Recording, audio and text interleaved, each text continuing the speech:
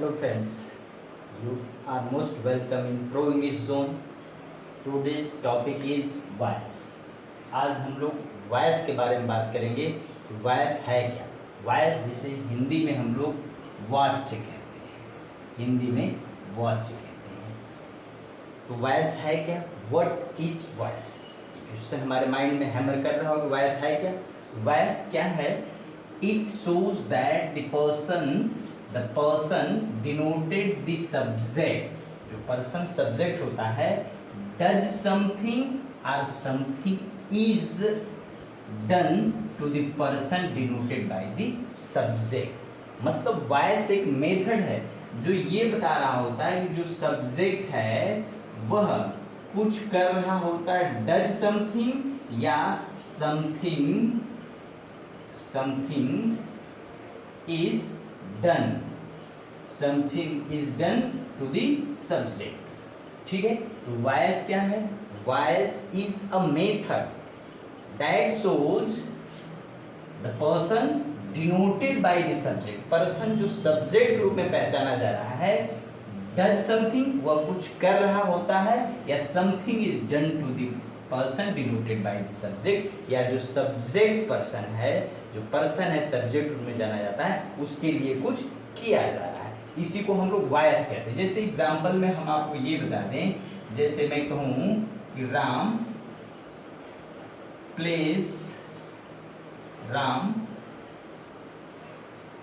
Place cricket, तो इसमें जो person denoted by the subject है वो राम है, मतलब सब्जेक्ट राम है, और राम यहाँ पर डज समथिंग, वो क्या कर रहा है? प्ले कर रहा है क्रिकेट। तो ये एक तरीका। दूसरा मैं कह सकता हूँ cricket is played by Ram. तो इसमें बता रहा है कि क्रिकेट प्लेड किया जा रहा है राम के द्वारा। तो यहाँ पर राम जो सब्जेक्ट है, जो person denoted by the subject does something, यहाँ है something is done to the person denoted by the subject. तो the form of verb that shows this things is known as voice. उसी को हम लोग वॉइस कहते हैं। मतलब जो बता रहा हो कि वाक्य में कर्ता प्रधान है कि कर्म प्रधान है, उसी को हम लोग वॉइस कहते हैं। अब दोस्तों हम ये देखेंगे कि काइंड्स ऑफ वॉइस, वॉइस के प्रकार कितने प्रकार के होते हैं। तो it's clear that voice has two kinds, those are active voice and passive voice. Active voice को हम लोग कर्तृवाच्य कहते हैं और इसको हम लोग कर्मवाच्य कहते हैं। ठीक है, तो वॉइस दो प्रकार का होगा, active voice and passive voice. ठीक है, हम इसको डिफाइन कर सकते हैं। तो जिसमें सब्जेक्ट प्रधान हो, कौन हो? सब्जेक्ट प्रधान होता है, उसे हम लोग एक्टिव वॉइस कहते हैं। इसमें सब्जेक्ट प्रधान होता है, ठीक है, सब्जेक्ट प्रधान होता है। और इसमें कौन? ऑब्जेक्ट प्रधान होता है, ऑब्जेक्ट प्रधान होता है, मेन होता है, मतलब हेड होता है। प्रधान का मतलब ये होगा। हम कैसे डिफाइन कर सकते हैं? तो डिफाइन करेंगे तो कहेंगे it shows that the person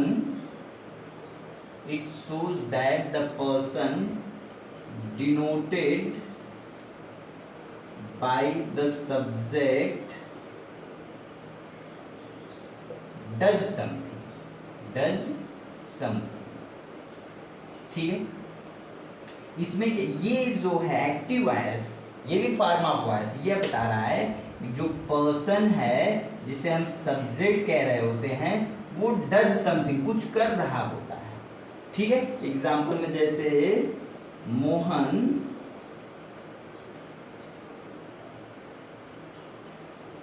reads a novel, Mohan एक नॉवेल पढ़ता है। ठीक है, तो मोहन, ये person denoted by the subject, जो सब्जेक्ट है वो ही डज, वो रीड कर रहा है। क्या रीड कर रहा है? नॉवेल। तो ये एक्टिव वॉइस हुआ। पैसिव वॉइस में क्या होता है? पैसिव वॉइस में जो ये सब्जेक्ट है, ये ऑब्जेक्ट है। पैसिव वॉइस में ऑब्जेक्ट प्रधान होता है। इसको हम कैसे डिफाइन करेंगे? कहेंगे it shows that something is done. क्या बता रहा होता है? It shows that something is done to the person denoted by the subject. जो पर्सन है, जो सब्जेक्ट के रूप में डिनोट किया जा रहा है, उसके लिए कुछ किया जाता है, मतलब कुछ हो रहा है। Something is done the person denoted by the subject. जो सब्जेक्ट है उसके लिए कुछ हो रहा है। जैसे अ नॉवेल, एग्जाम्पल हम कहेंगे a novel is read by Ram. ठीक है, तो मतलब यहाँ पर जो ऑब्जेक्ट था नॉवेल, ये ऑब्जेक्ट था, वो प्रधान हो गया और ये सब्जेक्ट के द्वारा किया जा रहा है। तो जिसमें ये बता रहा हो कि डूअर कुछ कर रहा है, एक्टिव वॉइस, और जिसमें ये बताया जा रहा है कि something is done by the doer या something is done to the person denoted by the subject, वो पैसिव वॉइस होता है। तो active voice, passive voice. Voice has two kinds, active and passive. Active voice में कर्ता प्रधान होता है, passive voice में कर्म प्रधान होता है, मतलब ऑब्जेक्ट प्रधान होता है। तो दोस्तों इसके बाद ये जानेंगे कि एक्टिव से पैसिव में बदलने के रूल्स क्या है, नियम क्या है। एक्टिव से पैसिव में बदलने के रूल क्या है। ठीक है, देखते हैं कि रूल क्या है, एक्टिव से पैसिव में कैसे बदला जाएगा। तो आइए लिखते हैं rules for conversion from active to passive voice. Passive voice, active से पैसिव में बदलने के नियम। एक्टिव से पैसिव में कैसे बदला जाएगा? तो निम्न नियम क्या है? सबसे पहले क्या करते हैं हम लोग? ऑब्जेक्ट को सब्जेक्ट के स्थान पर सब्जेक्ट के रूप में लिखते हैं। सब्जेक्ट के रूप में लिखते हैं। ठीक है जी, मतलब सबसे पहले जो ऑब्जेक्ट है उसे हम सब्जेक्ट के स्थान पे लिखेंगे और सब्जेक्ट के रूप में लिखेंगे। दूसरा एक हम क्या करेंगे इस स्टेप में कि अब ये जो नया सब्जेक्ट बन गया, ऑब्जेक्ट सब्जेक्ट बन गया, तो लिखेंगे कि उस या इस नए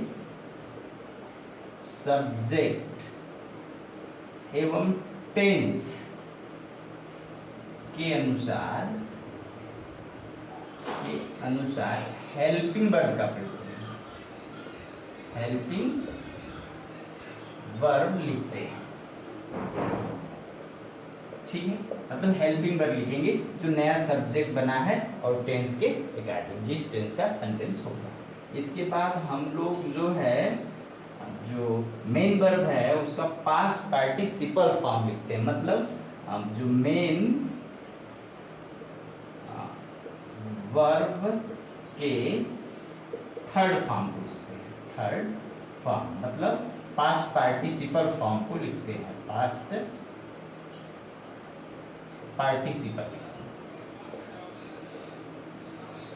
ठीक है, थर्ड फॉर्म।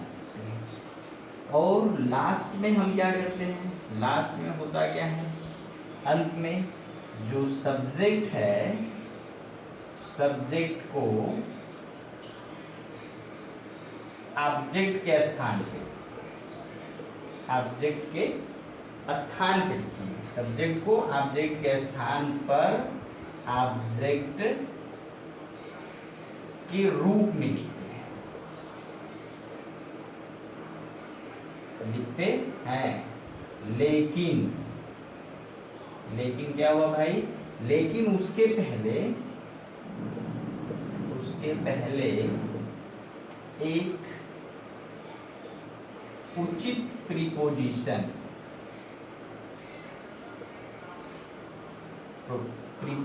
बाय, प्राय बाय का यूज करते हैं इसलिए ब्रैकेट में हमने बाय लिख दिया, एक उचित प्रीपोजिशन का प्रयोग करते हैं, ठीक है, प्रयोग करते हैं जी। तो चलिए एक्टिव से पैसिव बनाए, कोई हमें सेंटेंस आ गया बनाने के लिए एक्टिव से पैसिव वॉइस में, तो सबसे पहले उसमें हम ये देखेंगे कि सब्जेक्ट कौन है, ऑब्जेक्ट कौन है। तो जो ऑब्जेक्ट है उसे सब्जेक्ट के स्थान पर और सब्जेक्ट के रूप में लिखेंगे। फिर जो नया सब्जेक्ट बन गया उस सब्जेक्ट और टेंस के अनुसार हेल्पिंग वर्ब लिखेंगे, और जो मेन वर्ब है उसका पास्ट पार्टिसिपल फॉर्म मतलब थर्ड फॉर्म लिखेंगे, ठीक है। और अंत में जो हमारा सब्जेक्ट था उसे ऑब्जेक्ट के स्थान पे ऑब्जेक्ट के रूप में लिखेंगे, लेकिन उससे पहले एक प्रीपोजिशन यूज करेंगे जो उचित होगा। प्राय हम लोग बाय का यूज करते हैं, तो बाय का प्रयोग करते हैं। ये है हमारा रूल एक्टिव से पैसिव में बदलने के नियम। अच्छा, ये है कि नोट करके हम लिख सकते हैं कि अगर सेंटेंस में आने वाले जो है, वाक्य में आने वाले अगर कोई प्लेस आ जाए, प्लेस या टाइम आ जाए, या रीजन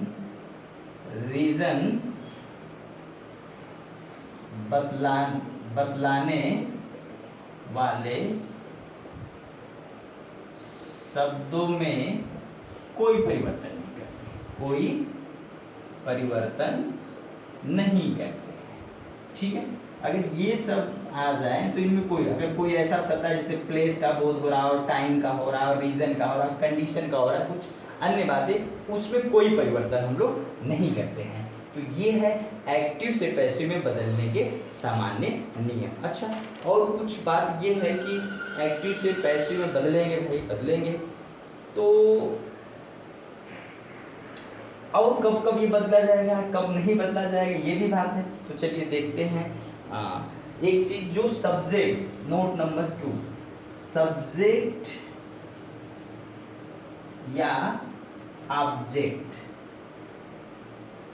के साथ आने वाली एडजेक्टिव या डिटरमिनर हमेशा इनके साथ रहते हैं। मतलब अगर सब्जेक्ट के साथ जो एडजेक्टिव या डिटरमिनर यूज हुआ है, या ऑब्जेक्ट के साथ जो डिटरमिनर या एडजेक्टिव यूज हुआ है, जब ये स्थान चेंज होगी तो इनके साथ ही चेंज होते हैं। तो ये है conversion from active voice to passive voice, ठीक है। तो एक्टिव से पैसिव में बदलने के ये नियम है। आगे हम बात करेंगे कि कब नहीं बदला जाएगा। एक्टिव वॉइस से पैसिव वॉइस में कंडीशन होगा कि एक्टिव से पैसिव में कन्वर्जन कब नहीं किया जाएगा, जब वॉइस चेंज पॉसिबल नहीं हो। तो अगर हमारी जो वर्ब है, जो मुख्य क्रिया है, वो अगर इंट्रांजिटिव है तो पैसिव वॉइस नहीं बदलेगा। ये फ्यूचर परफेक्ट कंटिन्यूअस टेंस है तो पैसिव वॉइस नहीं बदलेगा। सभी जो है परफेक्ट कंटिन्यूअस टेंस होगा, पैसिव वॉइस नहीं बदलता है, ठीक है। तो ये था हमारा एक्टिव से पैसिव में बदलने के रूल्स जो है। तो ये बातें रही। आगे हम बात करेंगे टेंस संबंधित जो रूल था कुछ और है, तो आप देखेंगे। अच्छा, एक बात है कि हम लोग प्रोनाउन चेंज करेंगे, है ना, प्रोनाउन में परिवर्तन। एक्टिव वॉइस से पैसिव वॉइस में प्रोनाउन चेंज कैसे? कुछ प्रोनाउन सब्जेक्ट के स्थान पे आएंगे और कुछ आ सकते हैं ऑब्जेक्ट के स्थान पे आएंगे। तो जब एक्टिव से पैसिव बदलेंगे तो सब्जेक्ट वाला ऑब्जेक्ट के स्थान पे आएगा, ऑब्जेक्ट वाला सब्जेक्ट के स्थान पे आएगा, तो चेंज होगा। कैसे चेंज होगा? अगर आई है तो वो ऑब्जेक्ट के स्थान पे जाएगा तो मी हो जाएगा। इसका मतलब मी अगर आप सब्जेक्ट के स्थान पे आएगा तो आई हो जाएगा। इसी तरह से वी है, क्या हो जाएगा? अस हो जाएगा, ठीक है। यू है, यू हो जाएगा, ठीक है। ही है, हिम हो जाएगा। सी है, हर हो जाएगा, ठीक है, दे है, देम हो जाएगा। अच्छा, इट है, इट ही रहेगा। कोई नाउन है तो इनमें चेंज नहीं होगा। नाउन कोई भी नाउन हो, वही नाउन यहाँ पर भी होगी। मतलब नाउन के जो है फॉर्म्स में चेंज नहीं होगा। मतलब अगर हम एक्टिव से पैसिव में बदलते हैं और उसमें अगर प्रोनाउन आ गए, प्रोनाउन अगर सब्जेक्ट या ऑब्जेक्ट के रूप में आ गए तो सब्जेक्टिव केस या ऑब्जेक्टिव केस में आ गए, तो जब हम ऑब्जेक्ट को सब्जेक्ट बनाएंगे या सब्जेक्ट को ऑब्जेक्ट बनाएंगे तो प्रोनाउन चेंज होंगे। जैसे अगर आई आया है सब्जेक्ट के रूप में, उसे ऑब्जेक्ट बनाएंगे तो मी। सेम वे मी को यदि सब्जेक्ट बनाएंगे तो आई। ठीक है, ऐसे वी हो जाएगा अस हो जाएगा वी। यू चेंज होता ही नहीं, क्योंकि सब्जेक्टिव और ऑब्जेक्टिव दोनों एक होता है। ही हो जाएगा हिम हो जाएगा ही। सी हर सी। They them there. तो ये पर्सन्स परिवर्तन इसमें, मतलब पर्सन्स के फॉर्म परिवर्तन, मतलब सब्जेक्टिव केस ऑब्जेक्टिव केस में ये कैसे चेंज होते हैं, ये आपको पता होना चाहिए। अच्छा, अब ये हम जानेंगे कि पैसिव वॉइस के अनुसार टेंस और उनकी हेल्पिंग। तो पैसिव वॉइस के अनुसार, पैसिव वॉइस के अनुसार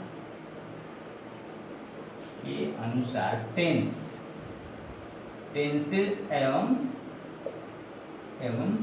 उनकी हेल्पिंग वर्ब्स,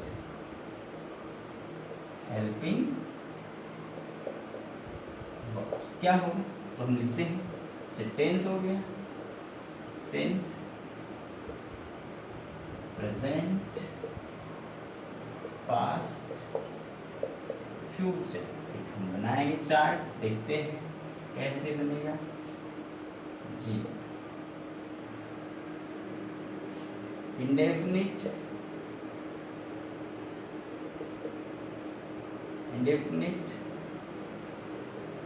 कंटिन्यूअस परफेक्ट और परफेक्ट कंटिन्यूअस, ठीक है। चलिए चार्ट बनाएंगे, इसके थ्रू हम टेंस सब जानेंगे क्या होगा। अब देखिए, जो प्रेजेंट इंडेफिनिट टेंस में पैसिव वॉइस में सहायक क्रिया इज होगा am and are. Present continuous tense में क्या होगा, इज एम आर के साथ बीइंग, ठीक है। इज एम आर के साथ बीइंग। और प्रेजेंट परफेक्ट टेंस के क्या आ जाएगा, सहायक क्रिया हैज बीन एवं हैड बीन, ठीक है। अब perfect continuous, present perfect continuous नहीं बदलेगा, इसे पास्ट परफेक्ट कंटिन्यूअस नहीं चेंज होगा, फ्यूचर परफेक्ट कंटिन्यूअस नहीं चेंज होगा। चलिए अब पास्ट इंडेफिनिट देखते हैं, वाज और वर। पास्ट कंटिन्यूअस टेंस का वाज वर के साथ क्या रहेगा, बीइंग, ठीक है। वाज वर के साथ बीइंग। और पास्ट परफेक्ट टेंस का had been. Future indefinite tense का शैल बी और विल। फ्यूचर कंटिन्यूअस टेंस का पैसिव वॉइस नहीं बदलता है। फ्यूचर परफेक्ट टेंस का शैल हैव बीन और विल हैव बीन होता है। तो अब पैसिव वॉइस के अनुसार टेंसेज और उनकी हेल्पिंग वर्ब्स, तो पैसिव वॉइस के अनुसार हम लोग देख रहे हैं कि सिर्फ 8 टेंस होंगे, ठीक है। मतलब फ्यूचर कंटिन्यूअस टेंस और सभी परफेक्ट कंटिन्यूअस टेंस जो होते हैं उनका पैसिव वॉइस नहीं होता है। तो ये पैसिव वॉइस में, जैसे प्रेजेंट इंडेफिनिट टेंस की पैसिव वॉइस में ये सहायक क्रिया है इज एम आर। तो ये चार्ट के थ्रू हम जान लेंगे कि पैसिव वॉइस में किस टेंस की क्या सहायक क्रिया है और किन टेंसों का पैसिव वॉइस नहीं बनता है, ठीक है। Thank you. अब कुछ एग्जांपल्स जैसे देखेंगे हम, टेंस वाइज जो है कि कैसे चेंज किया जा रहा है, कैसे नहीं किया जा रहा है। तो इसके लिए हम लोग नेक्स्ट वीडियो में देखेंगे। फिलहाल आज के लिए इतना ही कि वॉइस क्या है, हमने वॉइस की डिफिनेशंस को जाना कि वॉइस क्या है, हमने जाना काइंड्स ऑफ वॉइस क्या है, फिर हमने इनमें रूल्स पढ़े चेंज करने का, कैसे एक्टिव से पैसिव में बनाया जाएगा। हमने प्रोनाउन चेंज के बारे में आज जाना कि प्रोनाउन अगर सब्जेक्ट और ऑब्जेक्ट के रूप में आते हैं, प्लेस चेंज होगा तो कैसे फॉर्म चेंज होगा, तो प्रो नाउन्स के बारे में, ठीक है। और फिर हम पैसिव वॉइस के अनुसार टेंसेस जाने एवं हेल्पिंग वर्ब्स जाने। तो अब कल जो बात करेंगे हम नेक्स्ट वीडियो में बात करेंगे, वहाँ पर हम टेंस वाइज एग्जाम्पल देंगे। तो थैंक यू आज के लिए। नेक्स्ट वीडियो में आप टेंस वाइज एग्जाम्पल को हम लोग पढ़ेंगे, ठीक है। Thank you.